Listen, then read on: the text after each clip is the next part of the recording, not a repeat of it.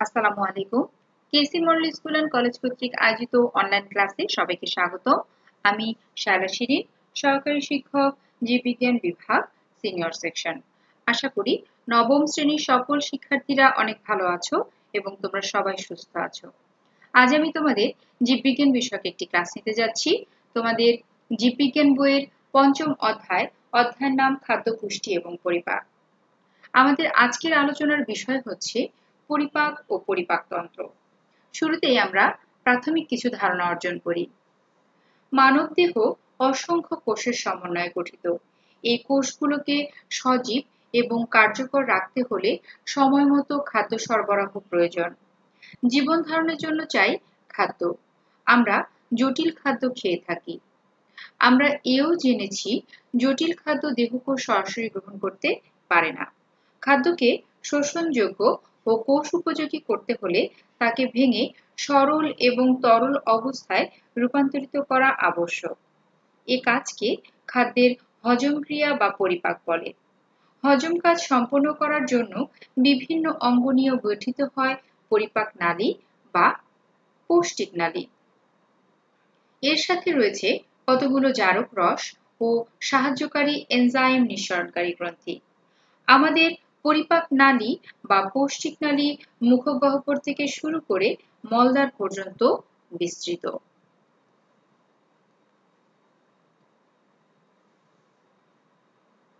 আমাদের দেহে দুভাবে খাদ্য শোষিত হওয়ার উপযোগী হয়, অর্থাৎ আমাদের খাদ্য শোষণ প্রক্রিয়াকে আমরা দুটি ভাগে ভাগ করতে পারি।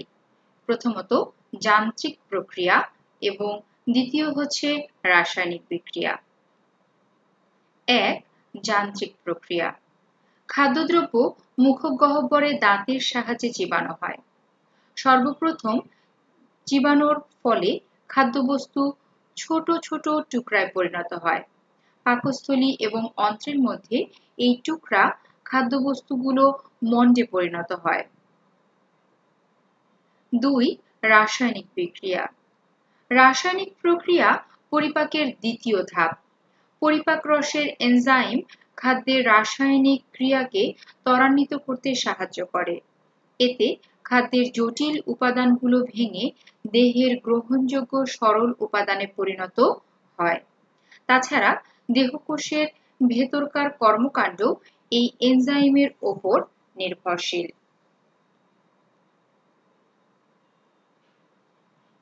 এবার আমরা কিছু সংজ্ঞা জানব। প্রথম যে সংজ্ঞাটি সম্পর্কে জানব সেটি হচ্ছে পরিপাক। আসলে আমরা জেনে নেই পরিপাক কাকে বলে। যে জৈব রাসায়নিক প্রক্রিয়ার মাধ্যমে জটিল খাদ্যবস্তু বিভিন্ন হরমোনের প্রভাবে এবং এনজাইমের সহায়তায় ভেঙে দ্রবণীয় সরল ও তরল এবং দেহকোষের গ্রহণযোগ্য হয়ে ওঠে, তাকে পরিপাক বলে। আমরা এবার জানব পরিপাকতন্ত্রের সংজ্ঞা। যে তন্ত্রের মাধ্যমে খাদ্যবস্তুর পরিপাক ও শোষণ ক্রিয়া সম্পন্ন হয় তাকে পরিপাকতন্ত্র বলে। আমরা এবার জানব এনজাইম কাকে বলে। এনজাইম হলো প্রোটিনধর্মী এমন একটি বস্তু যা খাদ্যবস্তুর সাথে মিশে রাসায়নিক বিক্রিয়াকে প্রভাবিত করে, কিন্তু নিজে বিক্রিয়ায় অংশগ্রহণ করতে পারে না এবং বিক্রিয়ার শেষে নিজেরা অপরিবর্তিত থাকে, তাকে এনজাইম বলে।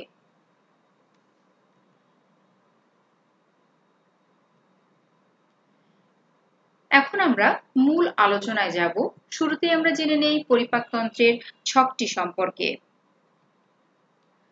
মানব পরিপাকতন্ত্রকে দুটি অংশে ভাগ করা যায়, পরিপাক নালী এবং পরিপাক গ্রন্থি। পরিপাক গ্রন্থিকে আবার 5টি অংশে ভাগ করা যায়, অর্থাৎ আমাদের দেহে 5 ধরনের পরিপাক গ্রন্থি রয়েছে: লালা গ্রন্থি, যকৃৎ, অগ্ন্যাশয়, আন্ত্রিক গ্রন্থি এবং গ্যাস্ট্রিক গ্রন্থি। পরিপাক নালীকে আবার 6টি অংশ রয়েছে। প্রথমেই রয়েছে মুখচ্ছিদ্র, এরপরে রয়েছে মুখবিবর, গলবিল, অন্ননালী, পাকস্থলী এবং অন্ত্র।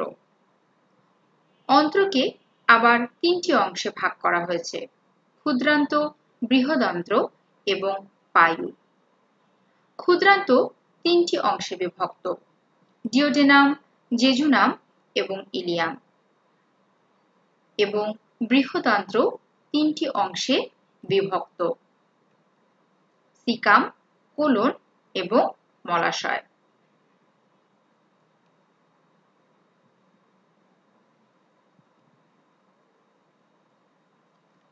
পরিপাকতন্ত্রের বর্ণনা। শুরুতেই আমরা জেনে নেই মুখচ্ছিদ্রের অবস্থান এবং তার কাজ। তোমরা ছবিতে দেখতে পাচ্ছ, খুব সুন্দর করে দেখানো হয়েছে মুখচ্ছিদ্রের অবস্থানটি। মুখচ্ছিদ্র থেকেই পরিপাক নালী শুরু। মুখচ্ছিদ্রের পরেই রয়েছে ওপরের ঠোঁট এবং নিচে রয়েছে নিচের ঠোঁট। মুখচ্ছিদ্রের কাজ হচ্ছে ঠোঁটদ্বয় খোলা ও বন্ধ থেকে খাদ্যদ্রব্য গ্রহণ নিয়ন্ত্রণ করে এবং এই ছিদ্র পথেই খাদ্য পরিপাক নালীতে প্রবেশ করে। 2. মুখগহ্বর। মুখচ্ছিদ্রের পরেই মুখগহ্বরের অবস্থান। সামনে দাঁত সহ দুটি চোয়াল দ্বারা মুখগহ্বর বেষ্টিত। এর ওপরে রয়েছে তালু এবং নিচে রয়েছে মাংসল জিহ্বা। এছাড়াও দুই পাশে রয়েছে 3 জোড়া লালাগ্রন্থি। কানের নিচে রয়েছে 1 জোড়া লালাগ্রন্থি, জিহ্বার নিচে রয়েছে 1 জোড়া লালাগ্রন্থি এবং নিচের পাটির চোয়ালের নিচে রয়েছে 1 জোড়া লালাগ্রন্থি। মুখগহ্বরের কাজ: খাদ্যদ্রব্যকে কাটা, ছেঁড়া ও পেষণে দাঁত অংশ নেয়। মুখগহ্বরে জিহ্বা রয়েছে এবং এই জিহ্বা খাদ্যদ্রব্যের স্বাদ গ্রহণ করে এবং লালাগ্রন্থি থেকে নিঃসৃত লালারস খাদ্যের সাথে মিশ্রিত করে খাদ্যকে গিলতে সাহায্য করে। 3. গলবিল। মুখচ্ছিদ্রের পরেই এর অবস্থান। এর মাধ্যমে আমাদের খাদ্যবস্তু মুখগহ্বর থেকে অন্ননালী বা গ্রাসনালীর দিকে অগ্রসর হয়। গলবিলে কোনো এনজাইম মিশ্রিত হয় না, তাই এখানে কোনো খাদ্যবস্তু পরিপাক হয় না। গলবিলের কাজ: গলবিল খাদ্যকে মুখবিবর থেকে অন্ননালীর দিকে পৌঁছে দেয়। 4. অন্ননালী। গলবিল এবং পাকস্থলীর মাঝামাঝি জায়গায় অন্ননালীর অবস্থান। অন্ননালীর কাজ: খাদ্যবস্তুকে গলবিল থেকে অন্ননালীর মাধ্যমে পাকস্থলীর দিকে অগ্রসর করা। 5. পাকস্থলী। অন্ননালী এবং ক্ষুদ্রান্তের মধ্যবর্তী স্থানে পাকস্থলীর অবস্থান। গলবিল ও অন্ননালীর ক্রম সংকোচনে পিচ্ছিল খাদ্যবস্তু পাকস্থলীতে এসে জমা হয়। পাকস্থলীর আকৃতি ফলের মতো। এর প্রাচীর বেশ পুরু এবং পেশিবহুল। পাকস্থলীর প্রথম এবং শেষ অংশে পেশিবলয় রয়েছে।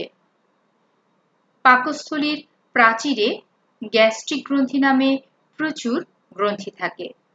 পাকস্থলীর কাজ: এখানে খাদ্যবস্তু সাময়িক জমা থাকে এবং পাকস্থলীর প্রাচীরের যে গ্যাস্ট্রিক গ্রন্থি রয়েছে সেই গ্যাস্ট্রিক গ্রন্থির পাচক রস পরিপাকে সাহায্য করে থাকে।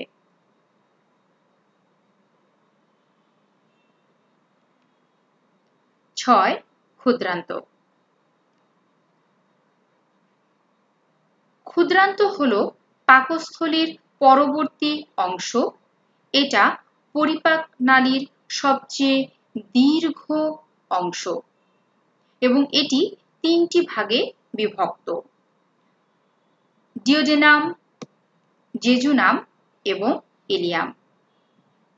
ক্ষুদ্রান্তের কাজ হচ্ছে পাকস্থলী থেকে প্রাপ্ত পাকমণ্ডের অগ্রসর ঘটায় এবং নিজস্ব ও সংশ্লিষ্ট পৌষ্টিক গ্রন্থি নিঃসৃত রসের সহায়তায় পরিপাক অক্ষুণ্ণ রাখে।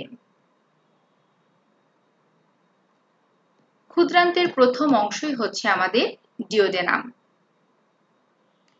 এটি ক্ষুদ্রান্তের প্রথম অংশ এবং পাকস্থলীর ঠিক পরের অংশ এবং দেখতে এটি ইউ আকৃতির মতো। পিত্তথলি থেকে নিঃসৃত পিত্তরস এবং অগ্ন্যাশয় থেকে নিঃসৃত অগ্ন্যাশয় রস নালীর মাধ্যমে ডিওডেনামে এসে খাদ্যবস্তুর সাথে মিশে। এই রসগুলো পরিপাকে অংশ নেয়।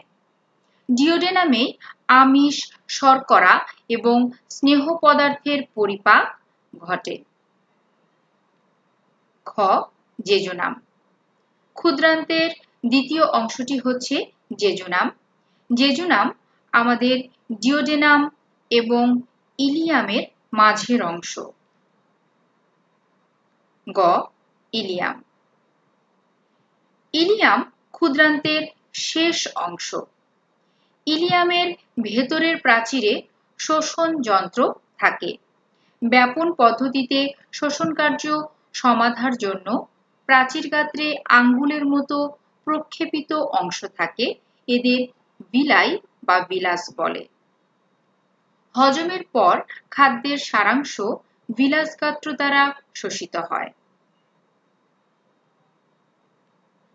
7. বৃহদন্ত্র। ক্ষুদ্রান্তের পরে বৃহদন্ত্র শুরু হয়।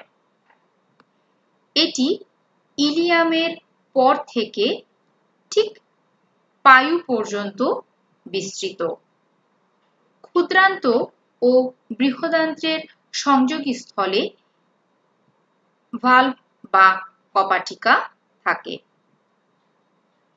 লম্বায় এটা ক্ষুদ্রান্ত থেকে ছোট, তবে ব্যাসের ক্ষেত্রে ক্ষুদ্রান্তের থেকে বৃহদান্ত্রের ব্যাস বেশ বড়।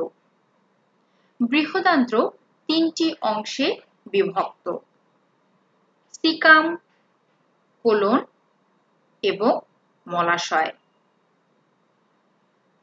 সিকামের ঠিক ধারে বা প্রান্তে একটি ছোট নলাকার অংশ রয়েছে। এই অংশটিকে বলা হয় অ্যাপেন্ডিক্স। সিকামের পরবর্তী এই অংশটাকে বলা হয় ঊর্ধ্বগামী কোলন। এই অংশটিকে বলা হয় অনুপ্রস্থ কোলন এবং এই পাশের এই অংশটিকে বলা হয় নিম্নগামী কোলন। নিম্নগামী কোলনের পরবর্তী অংশটি হচ্ছে মলাশয়। মলাশয় বৃহদন্ত্রের শেষ প্রান্ত। দেখতে কতকটা থলের মতো এবং খাদ্যের অপাচ্য বা অহজমকৃত অংশ এখানে মল রূপে জমা হয়। 8. মলদ্বার। মলদ্বার বা পায়ু পরিপাক নালীর সর্বশেষ প্রান্ত। এই প্রান্ত পথে পরিপাক নালী দেহের বাহিরে উন্মুক্ত হয়। পায়ুর কাজ হচ্ছে মলত্যাগে অংশগ্রহণ করা। আজকে তাহলে তোমরা পরিপাক নালী সম্পর্কে জানলে। আমি আশা করব তোমাদের আজকের ক্লাসটি ভালো লাগবে। আজকের ক্লাসটি খুব মনোযোগ সহকারে তোমরা করবে। আমার পরবর্তী ক্লাস দেখার আমন্ত্রণ রইল। সেই সাথে যদি আমার ক্লাসগুলো ভালো লেগে থাকে তাহলে তোমরা অবশ্যই আমার চ্যানেলটিকে সাবস্ক্রাইব করবে। আজকে আমার ক্লাস এখানেই শেষ করছি। সবাই ভালো থাকো, সুস্থ থাকো। ধন্যবাদ সবাইকে।